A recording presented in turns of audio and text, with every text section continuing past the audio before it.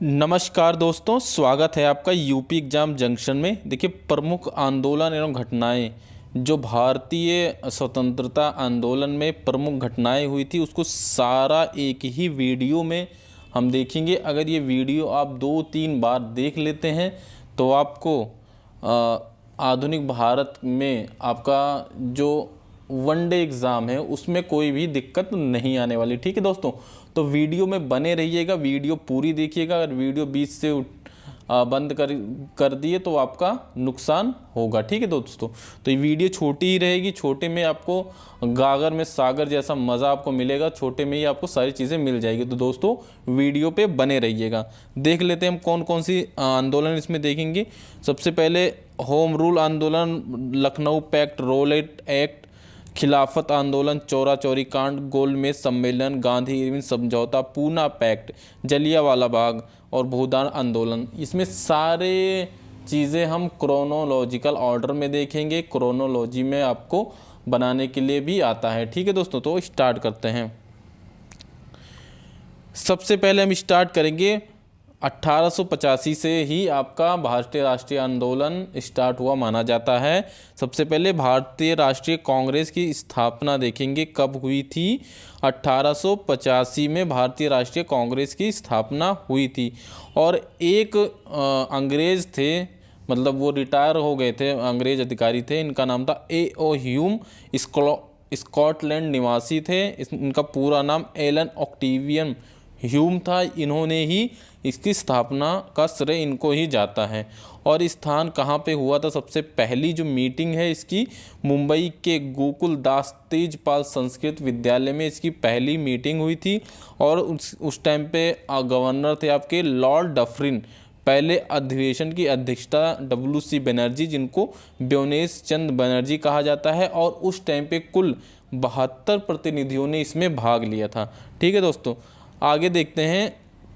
1905 में बंग भंग आंदोलन या स्वदेशी आंदोलन, उस टाइम पे क्या हुआ था? इसका कारण ये था, बंगाल का विभाजन करने के लिए मतलब डेट कर दी गई थी बंगाल का विभाजन करने के लिए। और बंगाल के विभाजन को रोकने के लिए स्वदेशी या बंग भंग, मतलब बंगाल को भंग ना करो, बंग भंग आंदोलन या स्वदेशी आंदोलन 1905 में चलाया गया था। और इसकी घोषणा 7 अगस्त 1905 में इसकी घोषणा हुई थी। और जो बंगाल विभाजन लागू हुआ था वो 16 अक्टूबर 1905 को ये लागू हुआ था। 16 अक्टूबर 1905 को जब बंगाल विभाजन लागू हुआ, उस दिन आंदोलनकारियों ने इसे शोक दिवस के रूप में मनाया तथा विदेशी वस्तुओं की होली जलाई गई थी। ठीक है दोस्तों, आगे देखते हैं। 1906 में क्या हुआ था? आपका मुस्लिम लीग की स्थापना 1906 में हुई थी। और इसके संस्थापक थे आगा खां और सलीम उल्लाह खां। स्थान कहाँ था? ढाका था। ढाका में स्थापना हुई थी। और जो हेड क्वार्टर था मुस्लिम लीग का वो लखनऊ में था। ठीक है दोस्तों, आगे देखते हैं। सूरत फूट 1907 में। सूरत फूट क्यों हुई थी इसके पीछे भी जान लेते क्या कारण था। उस टाइम पे दो क्या बोलते हैं, नरम दल और जो कांग्रेस था वो नरम दल और गरम दल में बट गया था। ठीक है, नरम दल वाले चाहते थे ये लोग आवेदन पत्र, प्रार्थना और सरकार के साथ रह के भारत को आज़ाद करवाना चाहते, लेकिन जो गरम दल था वो लोग भारत को विद्रोह करके, आंदोलन करके आज़ादी दिलाना चाहते थे। इसीलिए इनमें मतभेद हो गया और 1907 में सूरत फूट के नाम से विख्यात हो गई। इसमें जो कांग्रेस है उसका विभाजन हो गया गरम दल में और नरम दल में। गरम दल के नेता आपके कौन थे? लाला लाजपत राय, बाल गंगाधर तिलक और विपिन चंद्र पाल, जिनको लाल बाल पाल कहा जाता है। और नरम दल के नेता कौन कौन थे? दादा भाई नौरोजी, फिरोज शाह मेहता और मोतीलाल नेहरू। ये लोग नरम दल के नेता थे, नरम दल के नेता थे। आगे देख लेते हैं home rule league. Home rule league क्या था? होम रूल लीग, इसका हिंदी में मतलब देखें तो घर का शासन। इसको 2 लोगों ने भारत में संचालित किया था 1916 में। सबसे पहले बाल गंगाधर तिलक जी ने स्टार्ट किया था अप्रैल 1916 में। और इनका मुख्यालय कहाँ था? पूना में था इनका मुख्यालय। और एक जो एनी बेसेंट वाली होम रूल लीग है उसकी स्थापना सितंबर 1916 में हुई थी। उसका मुख्यालय कहाँ था? मद्रास में था, जो कि अब चेन्नई में है। तो 2 होम रूल आंदोलन चलाए गए थे भारत में। एक तो तिलक जी की थी होम रूल लीग, जो 1916 में अप्रैल में पहले इनका स्टार्ट हुआ था तिलक जी का, बाद में एनी बेसेंट का स्टार्ट हुआ था। तिलक वाले का पूना में इसका क्या बोलते हैं वो था, पूना में इसकी हेडक्वार्टर था, और एनी बेसेंट का जो था ये मद्रास में हेडक्वार्टर था। आगे देखते हैं, बहुत महत्वपूर्ण घटना है ये जलियांवाला बाग हत्याकांड। ये हुआ था 1919 में, तिथि 13 अप्रैल 1919, स्थान अमृतसर। ठीक है, इसको आप याद कर लीजिए, ये डेट के साथ में आता है, 13 अप्रैल 1919, स्थान अमृतसर। इसमें क्या हुआ था, रोलेट एक्ट जो आया था, जिसको बिना अपील बिना दलील का कहा जाता है, इसमें बिना शक के आधार, रोलेट एक्ट क्या था, इसमें शक के आधार पर ही लोगों किसी को भी गिरफ्तार कर लिया जा सकता था।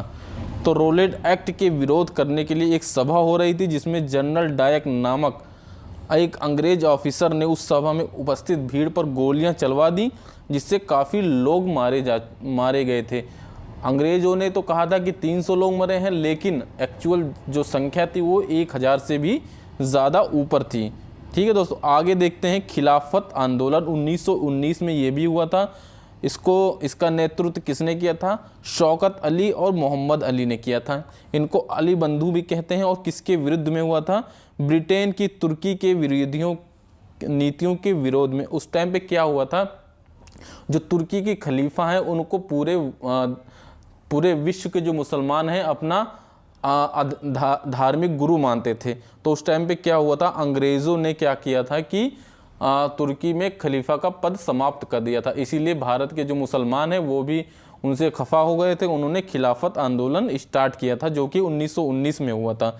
ठीक है, आगे देखते हैं असहयोग आंदोलन 1920 में। ये कब स्टार्ट हुआ था? 1 अगस्त 1920 में हुआ था। इसमें क्यों हुआ था? अंग्रेज़ों की बढ़ती ज्यादतियों का विरोध करने के लिए महात्मा गांधी ने 1920 में असहयोग आंदोलन का आगाज़ किया था। आंदोलन के दौरान विद्यार्थियों ने सरकारी स्कूलों और कॉलेजों में जाना छोड़ दिया था। वकीलों ने अदालत में जाने से मना कर दिया था। कई कस्बों और नगरों में मजदूर हड़ताल पर चले गए थे। असहयोग का मतलब ये होगा कि हम सरकार का सहयोग नहीं करेंगे। ठीक है, इसका मतलब ये होगा। ये कब स्टार्ट हुआ था? गांधी जी इसके नेतृत्व करता थे। 1 अगस्त 1920 में ये स्टार्ट हुआ था। आगे देख लेते हैं चोरा चोरी कांड 1922 में ये हुआ था। उस टाइम पे क्या हुआ था कि इसका पहले डेट देख लेते हैं। 5 फरवरी 1922, स्थान चोरी चोरा, गोरखपुर, उत्तर प्रदेश में है। ठीक है, उस टाइम पे क्या हुआ था, कुछ जो समाज सेवी हैं वो शराब की बिक्री का विरोध करने के लिए उस पर क्या बोलते हैं आंदोलन कर रहे थे। उसके बाद में पुलिस वाले आ गए, उन्होंने आंदोलनकारियों को बहुत बुरी तरह से पीटा। उसके बाद में दोनों में बहस हो गई। जो पुलिस थे वो जाके चौकी में घुस गए। ठीक है, उसके बाद चौकी में पुलिस वाले घुस गए। जो आंदोलनकारियों ने पूरा चौकी ही उस टाइम पे जला दी थी। इसी को चोरी चोरा कांड कहा जाता है। ठीक है, और इसमें 22 पुलिसकर्मी मारे गए थे।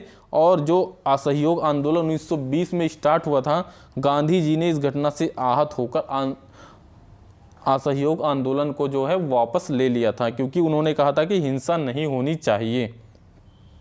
आगे देखते हैं स्वराज पार्टी की स्थापना 1923 में हुई थी। जब ये परिस्थिति आप देखिए कि कब क्या चीज़ें हो गई थी। जब असहयोग आंदोलन समाप्त हो गया तो कुछ जो नेता थे वो उन्होंने सोचा कि अब इसको लीड कौन करेगा। तो उन्होंने इसको करने के लिए 1 जनवरी 1923 में स्वराज पार्टी की स्थापना की। इसमें मोतीलाल नेहरू और देशबंधु चित्तरंजन दास, इनको बोला जाता है देशबंधु चित्तरंजन दास, इन्होंने दोनों ने मिलकर जो है एक पार्टी की स्थापना की, जिसका नाम था स्वराज पार्टी। इस पार्टी का ये उद्देश्य था कि विधान परिषद में, उस टाइम पे विधान परिषद के चुनाव होने लगे थे, तो विधान परिषद में घुस के हम लोग उसमें जाके मतलब अपना चुनाव लड़ेंगे और विधान परिषद में जाके सरकारी प्रस्ताव आएगा उसका विरोध करेंगे और अपने मतलब जैसा भारत के लिए उचित हो उसमें माहौल को हम लोग तब्दील करेंगे। ठीक है, इनका मेन मकसद ये था। आगे देखते हैं दोस्तों 1924 में क्या हुआ था। हिंदुस्तान रिपब्लिकन एसोसिएशन की स्थापना जो है 1924 में हुई थी। उसके संस्थापक थे सचिंद्र सान्याल, राम प्रसाद बिस्मिल और योगेश चंद्र चटर्जी। 3 लोगों ने हिंदुस्तान रिपब्लिकन एसोसिएशन की स्थापना की थी। इसका मुख्य उद्देश्य क्या था? सशस्त्र क्रांति के माध्यम से अंग्रेजी सत्ता को उखाड़ फेंकना तथा संघीय गणतंत्र संयुक्त राज्य भारत की स्थापना करना, जिसका मुख्य आधार वयस्क मताधिकार हो। इसका मुख्य उद्देश्य क्या ये था और इनके मुख्य कार्य क्या क्या थे?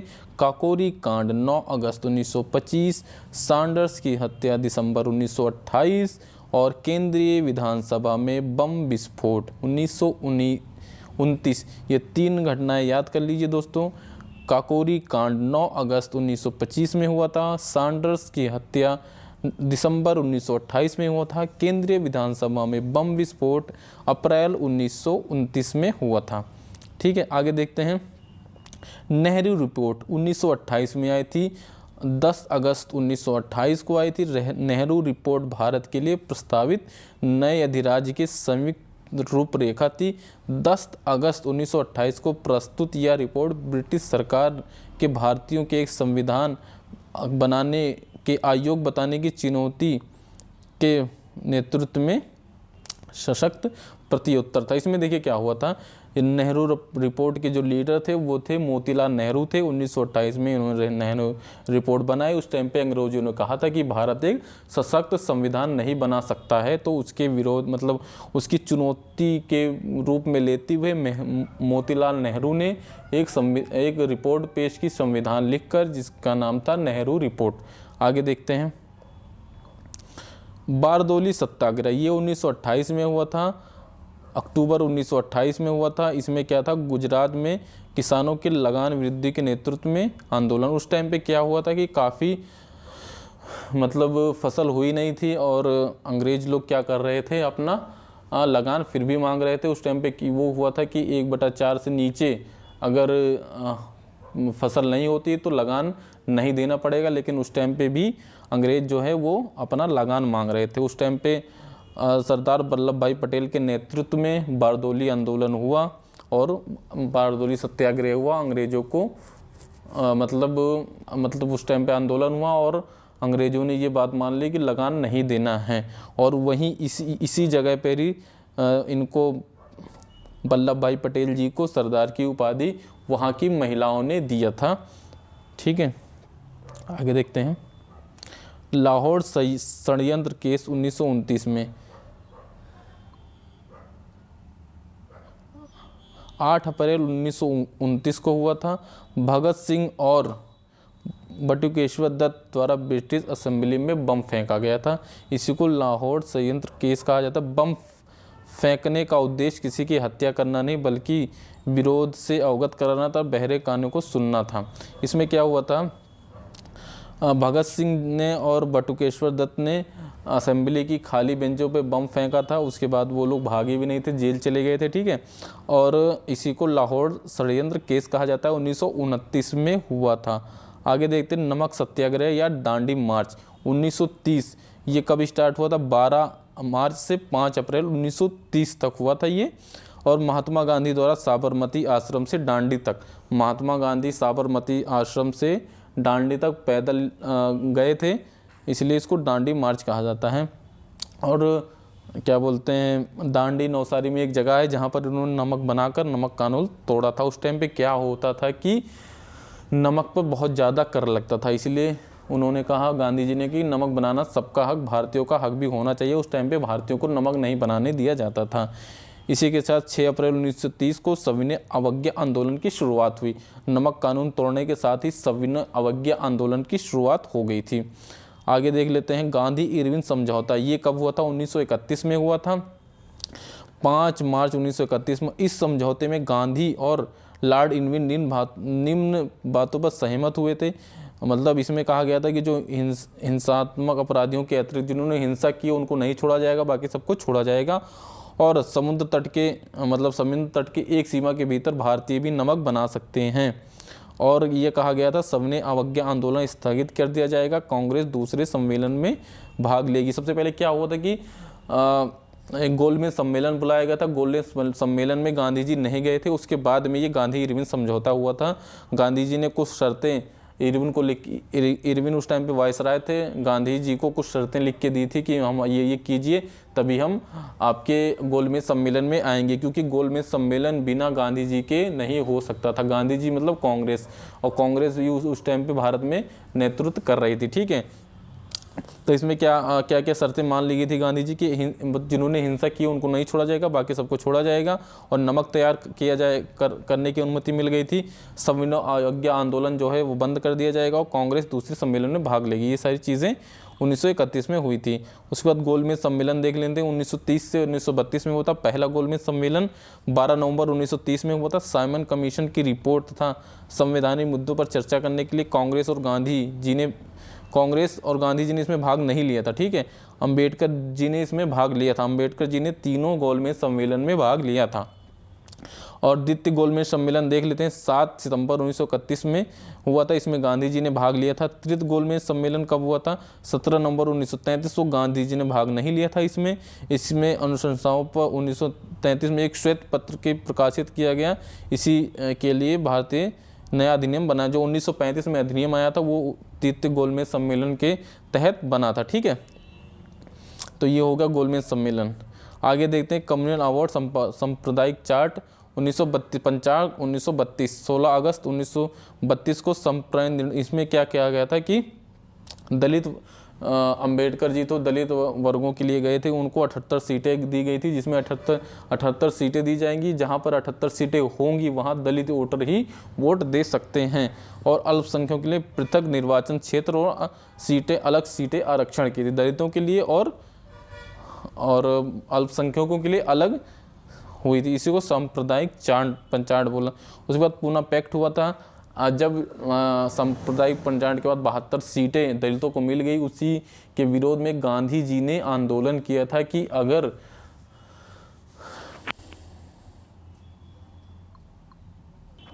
पूना पैक्ट 1932 में हुआ था। ये क्यों हुआ था? गांधी जी और अंबेडकर के बीच में हुआ था। इसमें ये हुआ था कि उस टाइम पे क्या हुआ था, जब गोलमेज सम्मेलन हुआ था उसमें अंबेडकर जी गए थे, तो उन्होंने दलितों के लिए 72 सीटें जो है आरक्षित करा ली, 78 सीटें आरक्षित करा ली थी। उसके बाद में जब ये बात गांधी जी को पता चली तो उन्होंने सोचा कि इससे क्या होगा कि भारत में हिंदुओं में फूट पड़ जाएगी और भारत की आज़ादी कैसी होगी। इसीलिए इन्होंने क्या किया, कहा कि हम दलितों को उससे ज़्यादा सीटें दे देंगे, लेकिन वोट उस जगह पे वोट सबको देना चाहिए, ठीक है, मतलब सब लोग वोट देंगे। तो समझौते का परिणाम क्या हुआ था? 78 की जगह यहाँ पर 147 सीटें दलितों को दी गई थी। यही हो गया पूना पैक्ट। आगे देख लेते हैं अगस्त प्रस्ताव 1940 में हुआ था। ये 8 अगस्त 1940 में वायसराय नीलनिधकों ने घोषणा की, जिसे अगस्त प्रस्ताव के नाम से जाना जाता है। इसमें ये होता, उस टाइम पे क्या हो रहा था कि द्वितीय विश्व युद्ध होने वाला था। उसमें कहा गया था कि अगर भारतीय लोग भाग लेंगे तो उनको आज़ाद नहीं किया जाएगा, डोमिनियन स्टेट का दर्जा दिया जाएगा और वायसराय की कार्यकारिणी परिषद का विस्तार किया जाएगा। युद्ध के बाद संविधान सभा का गठन किया जाएगा। इसी को अगस्त प्रस्ताव बोला जाता है। अगस्त प्रस्ताव के समय कौन था वायसराय? लॉर्ड लिनलिथगो वायसराय थे। ये देख लीजिए। क्रिप्स मिशन 1942 में आया था। क्रिप्स मिशन राजनीतिक गतिरोध को दूर करने के उद्देश्य से सर स्टैनफोर्ड क्रिप्स के नेतृत्व में एक मिशन भारत भेजा गया। इसका उद्देश्य भारतीयों का सहयोग प्राप्त करना था, ठीक है। इसका उद्देश्य क्या था? भारतीयों, उस अगस्त प्रस्ताव जब फेल हो गया तो इन्होंने क्रिप्स मिशन भेजा। इसका मुख्य प्रावधान क्या था? डोमिनियन दर्जे के साथ भारतीय संघ की स्थापना की जाएगी और युद्ध समाप्ति के पश्चात नए संविधान के निर्माण हेतु संविधान निर्मात्री परिषद का गठन किया जाएगा। ये था क्रिस प्रस्ताव 1942 में आया था। आगे देख लेते हैं सबसे लास्ट में, भारत छोड़ो आंदोलन 1942 में आया था। 8 अगस्त 1942 में गांधी जी ने एक प्रस्ताव तैयार किया जिसमें अंग्रेजों तुरंत भारत छोड़ने को कहा गया था। आगे देखते हैं प्रधानमंत्री इटली की घोषणा, ये 1947 में हुई थी। इटली की घोषणा 20 फरवरी 1947 को ब्रिटेन के प्रधानमंत्री क्लीमेंट इटली ने घोषणा के मुख्य बंधु थे। अंग्रेज सरकार 30 जून 1948 तक भारतवासियों को सत्ता सौंप देगी। लॉर्ड वेवल के स्थान पर लॉर्ड माउंटबेटन को भारत का नया वायसराय बनाया गया। उस टाइम पे वायसराय थे लॉर्ड वेवल, और जब प्रधानमंत्री इटली ने घोषणा की उसके बाद में माउंटबेटन को नया वायसराय बनाया गया। आगे देखते हैं माउंटबेटन जब आए तो इन्होंने माउंटबेटन योजना लाई जो 1947 में है। इसकी तिथि देख लीजिए 3 जून 1947 को थी। इन्होंने क्या किया, विभाजन के साथ स्वतंत्रता का फार्मूला दिया कि विभाजन कर मतलब भारत और पाकिस्तान का विभाजन किया जाएगा, ठीक है। योजना को कांग्रेस और मुस्लिम लीग दोनों ने स्वीकार कर लिया था। उसके बाद में 15 अगस्त 1947 को देश आज़ाद हो गया था। उसके बाद बहुत आंदोलन देख लेते हैं। 8 अप्रैल 1951 को शुरू हुआ था, विनोबा भावे ने इसको शुरू किया था। तो ये दोस्तों था, अगर इसको आप वीडियो को 2-3 बार देख लेते हैं तो आपका जो है 60 से 70% जो आपका आधुनिक भारत है वो तैयार हो जाएगा, ठीक है दोस्तों। वीडियो देखने के लिए धन्यवाद। ऐसी ही वीडियो पाने के लिए चैनल को सब्सक्राइब कर लीजिए।